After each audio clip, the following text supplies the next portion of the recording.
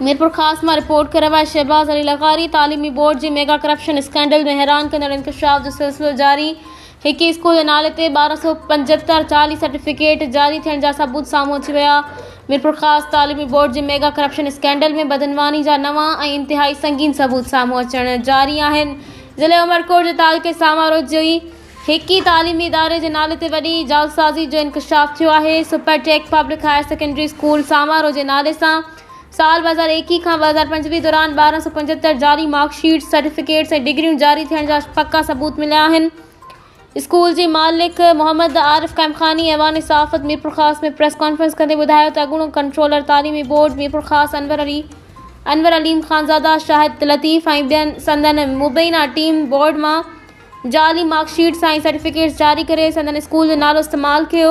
हिननि चयो त जारी कयल 1275 सर्टिफिकेटनि मां हिकु बि शागिर्द संदन शहर या ज़िले सां तालुक़ु नथो रखे।